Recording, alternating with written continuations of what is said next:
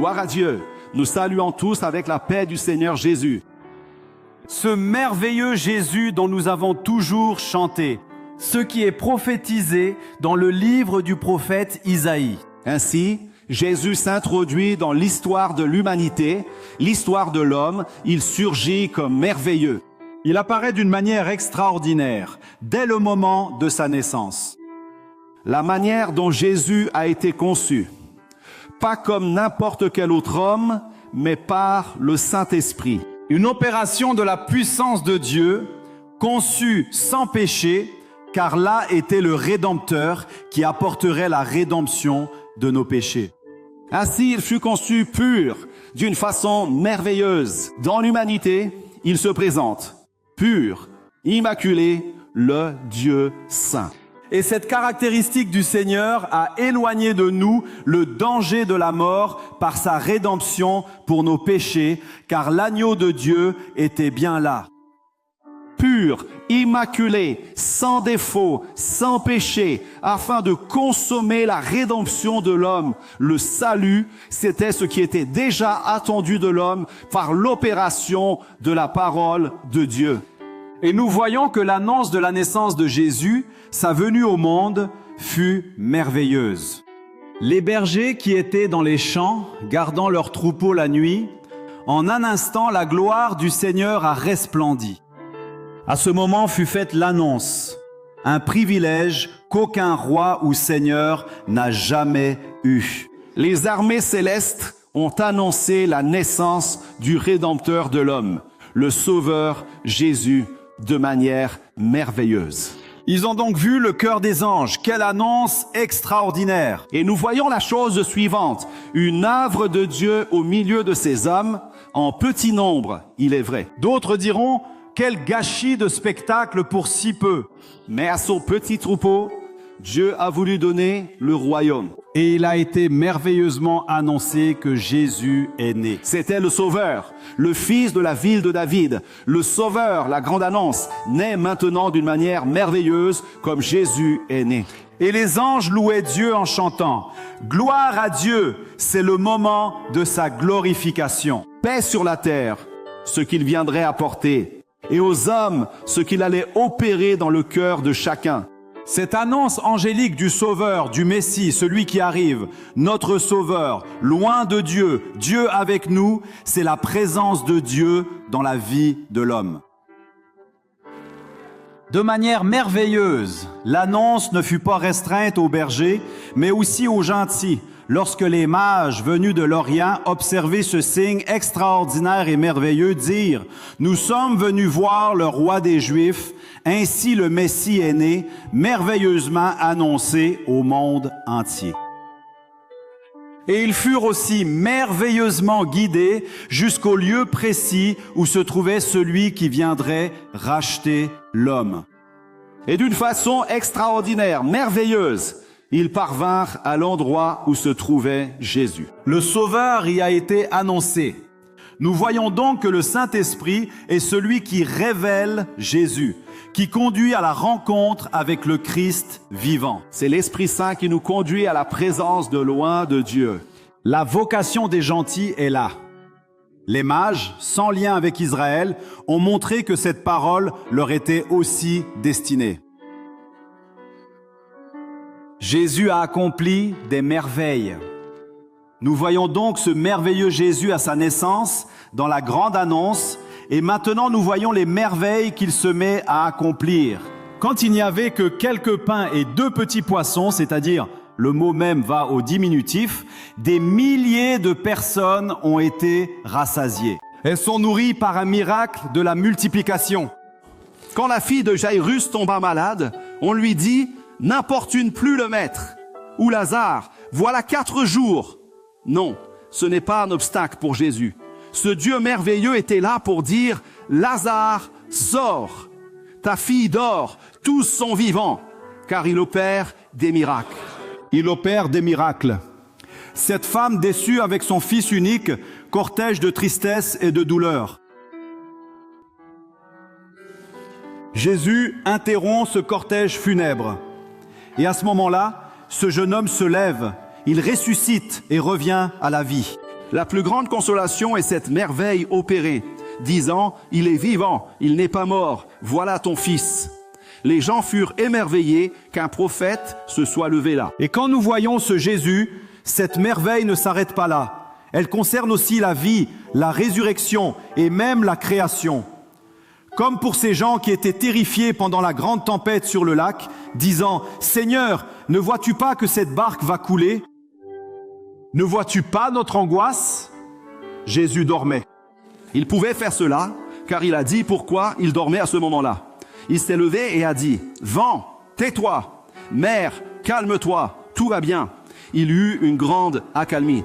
Sa voix a fait cela, quelle merveille! Il a tout apaisé, il a calmé ceux qui étaient terrifiés et qui ont dit, « Oh, il a menacé le vent et il y a eu une grande accalmie, car la parole de Jésus apporte cette sérénité au cœur de l'homme. » Et ils furent étonnés. Qui donc est cet homme à qui vent et mer obéissent? Quelle chose extraordinaire! Quel est cet homme? Quelle merveille! Quelle puissance de Dieu! Pas seulement par ses actes, mais par ses paroles. Les Juifs, quand Jésus racontait ses paraboles, annonçaient le royaume et parlaient des Écritures, qui n'étaient pour eux que de simples mots. Jésus disait que c'était la vie. C'est pourquoi ils furent émerveillés. Regardez, je n'avais jamais vu ça comme ça. Quelle doctrine merveilleuse, quelle chose extraordinaire. Ils furent émerveillés par la doctrine, car ils comprirent que la parole de Dieu est bien plus que la lettre de celui qui est là. Elle est vie, vie pour le cœur de l'homme. Et ils disaient, d'où lui vient cette sagesse? Elle ne vient pas d'ici, car elle venait de l'éternité. Car il avait été prophétisé, son nom sera merveilleux, et ces hommes ont été témoins et ont vu ces merveilles que Dieu a opérées. Et maintenant, une autre merveilleuse opération s'offre non pas à la foule, ni aux autres peuples, mais à quelques-uns. Il les a appelés près de lui, disant, « Allons à la montagne. » Et sur la montagne, il s'est transfiguré. Il a montré sa personne merveilleuse, Jésus révélé comme celui qui était venu parler avec Dieu. Dieu a parlé par les prophètes, mais maintenant par son Fils.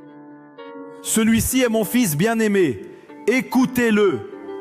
Maintenant, ceux qui étaient là, les quelques-uns dans l'intimité, ont pu voir le Jésus glorifié. Ils ont pu voir Jésus transfiguré dans sa gloire et sa splendeur, au point de pouvoir dire « La gloire divine est en Jésus ». Et ils virent son visage briller comme le soleil, ses vêtements blancs resplendissants. Il était là, en lien avec Moïse et Élie, tout ce qui était dans la parole, la prophétie, la loi.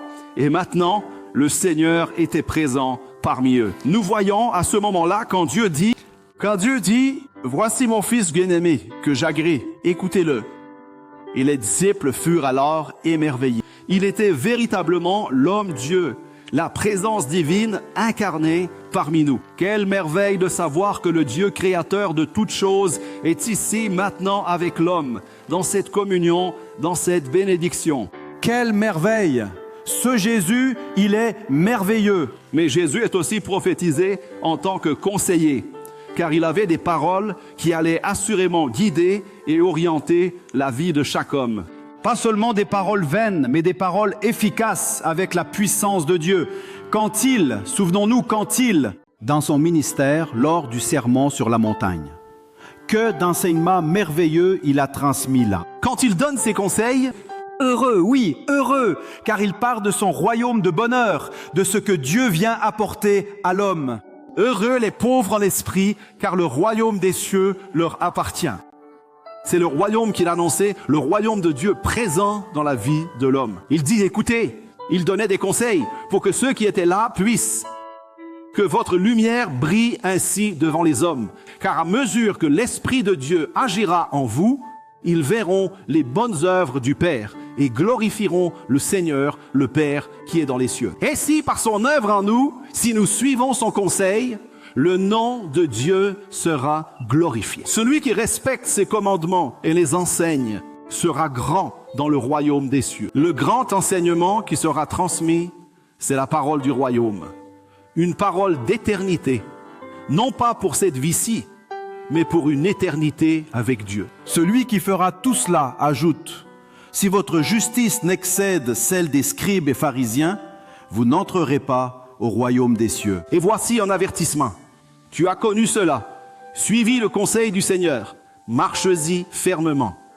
Tu as la responsabilité de suivre ce chemin. Il ajoute, quiconque se met en colère sans raison contre son frère sera puni. C'est-à-dire ce que nous avons comme devoir envers notre prochain.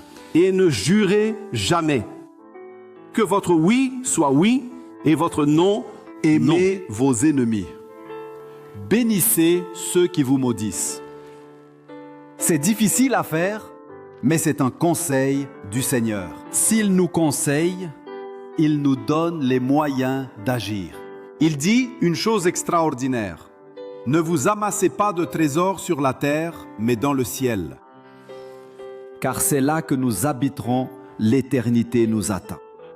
C'est là que se trouve notre trésor, c'est là que se trouve notre cœur et c'est là que se trouve notre vie. Soyez parfaits, mais comment le serez-vous? Comme votre Père céleste est parfait.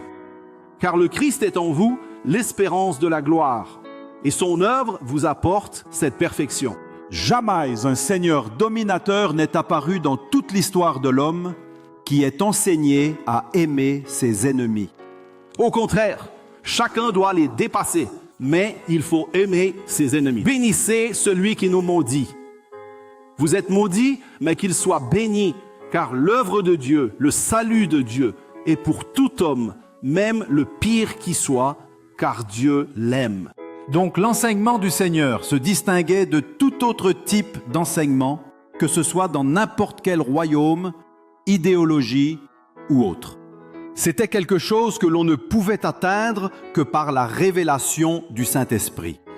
Donc tout ce que Jésus disait dans ses dialogues, dans ses conversations, c'était le conseil. Quand il vit cette femme pécheresse, irrémédiablement condamnée par la loi, n'attendant que son exécution, le Seigneur lui donna un conseil.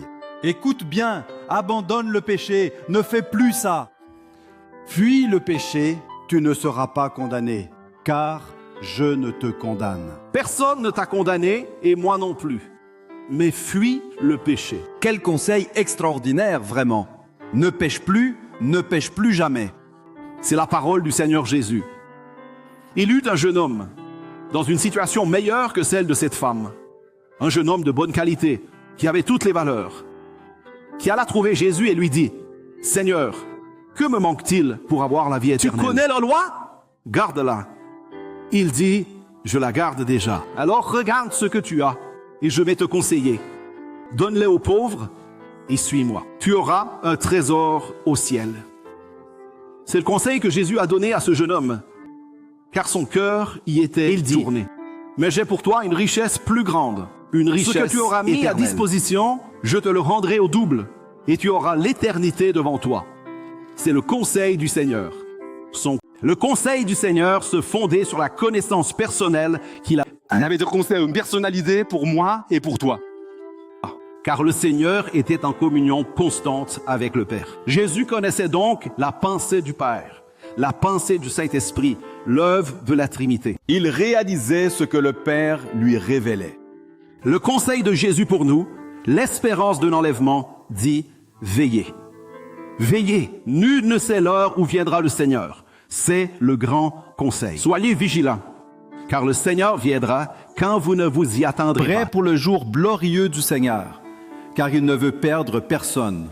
D'où son conseil, veillez. Et Jésus, par cette opération du Seigneur, agit également en tant que celui qui est véritablement le prince de la paix. Prince de la paix, dès son annonce, paix aux hommes, non? Je vous donne ma paix, mais je ne vous la donne pas comme le monde la donne. C'est la paix rompue avec Dieu, rétablie par le sacrifice de Jésus. C'est l'homme en paix avec Dieu. Comme Jésus le dit, je vous laisse ma paix, non pas comme le monde la donne. Le Seigneur lui dit, courage, ta foi t'a sauvé, va en paix. Cette femme guérie était satisfaite de sa guérison. Jésus lui dit, tu vas en paix, non seulement avec la guérison, mais avec la paix dans le cœur. Car la maladie est partie et la paix, tu vas la garder avec toi en paix. Quand les disciples craintifs furent réunis après la résurrection, Jésus s'approcha d'eux et leur dit, la paix soit avec vous. J'ai l'autorité de transmettre cette paix à vos cœurs et vous l'avez reçue. Il souffla sur eux et ils reçurent le Saint-Esprit. Jésus nous accorde cette bénédiction. Le fruit qui est amour, joie, paix. Le fruit du Saint-Esprit en nous, c'est Jésus.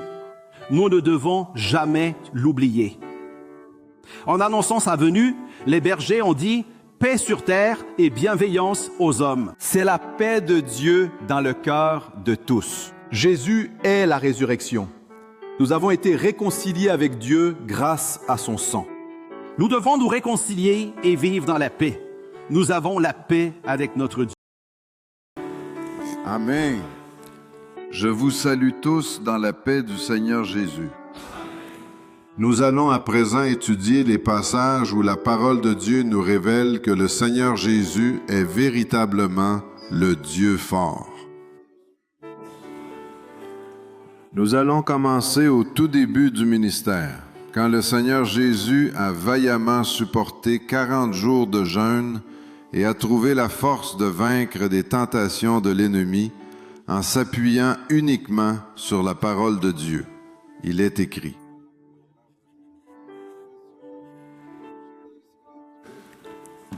Il a réellement manifesté sa force, tout son pouvoir, prouvant ainsi qu'il est le Dieu fort. Sa force s'est aussi manifestée en vainquant les maladies. Très bien, mais aussi de la mort elle-même. Comme il l'a lui-même fait dire à Jean-Baptiste, les frères s'en souviennent. Jean voulait que ses disciples aient la certitude qu'il était bien le Messie. Jean a parfaitement compris qu'il était essentiel que des disciples puissent entendre cette vérité directement du Seigneur Jésus lui-même. Il a dit, « Allez annoncer à Jean ce que vous entendez et ce que vous voyez. Les aveugles recouvrent la vue, les boiteux marchent, les lépreux sont purifiés, les morts ressuscitent, et la bonne nouvelle est annoncée aux pauvres. » Chers frères, en une autre occasion, Lors de son arrestation au mont des Oliviers, le Seigneur Jésus a demandé aux soldats du temple, « Qui cherchez-vous donc en vérité ?» Et ils ont répondu, « Jésus de Nazareth. » À ce moment-là, le Seigneur leur a dit, « C'est moi. » Et que s'est-il passé? Ils ont reculé et sont tombés à terre. Il semblait fragile, un homme comme les autres, sans apparence ni beauté. Mais il était aussi le Dieu puissant. C'était clairement une démonstration éclatante de son pouvoir, de la puissance de sa parole, de la force de son autorité. Ensuite, nous voyons le Seigneur Jésus, le Dieu puissant, qui a vaincu la mort le 3e jour, à la surprise même de ses disciples et aussi de Marie qui était là.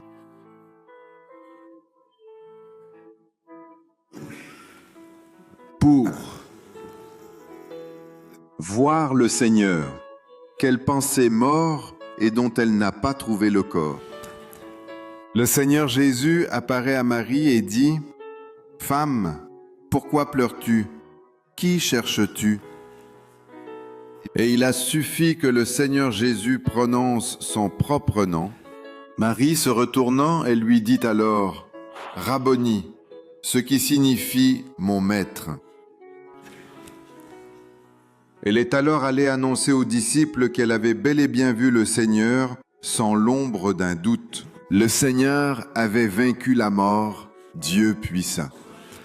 Enfin, nous voyons comment le Seigneur a accompli la prophétie,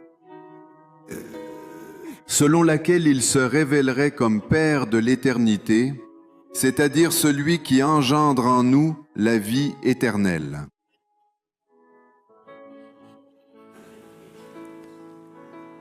Premièrement, nous savons qu'il est le Dieu éternel et qu'il a toujours existé. Il a toujours existé en sa qualité de Fils de Dieu. Une fois, il a dit, « Abraham, votre père, a tressailli de joie de ce qu'il verrait mon jour. Je l'ai vu et il s'est réjoui. » Mon jour signifiait Le jour de la manifestation du Messie, attendu tout au long de l'histoire par les patriarches, par le peuple juif. À une autre occasion, nous voyons Jésus prier le Père et demander que les disciples puissent voir sa gloire. la gloire que le Père lui a donnée. Depuis toute éternité. Et lui, le Seigneur Jésus, a prononcé ces paroles. « Car tu m'as aimé, Père, avant la création du monde, montrant ainsi son éternité. » Et il se révèle alors comme celui qui détient la vie éternelle, celui qui a l'éternité à nous offrir.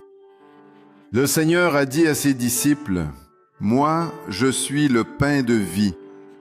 Celui qui vient à moi n'aura pas faim, et qui croit en moi n'aura jamais soif. » Et juste après, celui qui croit en moi a la vie éternelle. Et plus encore, celui qui mange ma chair et qui boit mon sang a la vie éternelle. Et je le ressusciterai au dernier jour. Alléluia. Mes frères et sœurs, c'est là notre grande et magnifique espérance. Plus tard, il se dit, je suis la lumière du monde.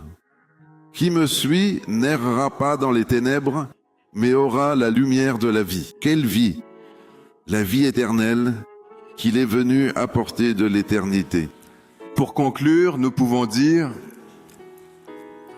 en conclusion de cette leçon d'aujourd'hui, nous pouvons dire, Jésus est tout ce que nous avons dit. Dans nos vies, pour nous, il est pour nous. Pour nous, il est merveilleux. Aujourd'hui, il agit dans nos vies comme un Dieu merveilleux. Aujourd'hui, il est notre conseiller. Aujourd'hui, il est notre Dieu puissant. Aujourd'hui, il est le prince de la paix pour nous. Aujourd'hui, il est pour nous le Père de l'éternité. Loué soit son nom. Chaque jour, il opère de la sorte en nous. Et il est toujours prêt à continuer d'opérer des merveilles dans nos vies chaque fois que nous avons besoin d'une opération miraculeuse. Une guérison, une libération, une provision inattendue pour un grand besoin, même matériel. Une prière qui sera exaucée d'une manière merveilleuse. Chaque jour, il nous conseille. Il nous conseille par les dons spirituels. Il nous conseille lorsque nous le consultons par la parole. Il ne se lasse jamais, toujours il ne se lasse jamais de nous répondre. Chaque fois que nous cherchons le conseil de notre Seigneur, il est véritablement notre conseiller. Et comment il agit en nous en tant que Dieu puissant? Il nous donne la force dans les moments de lutte, dans les moments de découragement et à travers les diverses souffrances que nous affrontons dans cette existence. Il nous relève, nous soutient, nous réconforte. Nous expérimentons sa puissance en notre faiblesse. Les frères se souviennent du verset. Il est celui qui nous rend plus forts. Et nous pouvons dire, comme l'apôtre Paul, « Je peux tout par celui qui me fortifie ». Il a aussi agi dans nos vies comme prince de la paix. Toujours là pour nous apaiser lorsque les circonstances de la vie cherchent à nous affliger, à nous priver de notre paix et à nous inquiéter profondément. Il se manifeste en tant que prince de la paix, apportant la sérénité. Dans ces moments de souffrance, de lutte, nous l'entendons toujours nous dire que votre cœur ne se trouble point. N'ayez pas peur. Vous croyez en Dieu? Croyez en moi. Faites-moi confiance. Voilà ce qu'il nous dit. Frères, notons que le Saint-Esprit est nommé le Consolateur dans la Bible.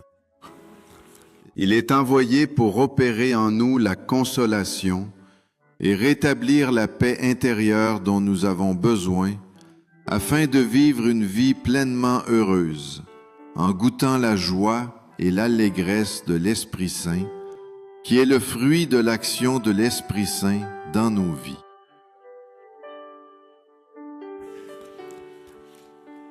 Et comme il a été dit, en mourant sur la croix du Calvaire, il a établi le fondement de notre paix avec lui, notre paix avec Dieu aussi. Nous avons non seulement la paix intérieure, comme cela a été dit, mais aussi la paix avec Dieu. Nous avons été réconciliés avec Dieu par son sang versé, par son sacrifice sur la croix du Calvaire. Enfin, il est le Père de l'éternité. C'est lui qui a engendré l'éternité en nous. C'est ce qui nous a conquis la vie éternelle. Comme dit, qui croit au Fils. La vie éternelle. N'oublions jamais que.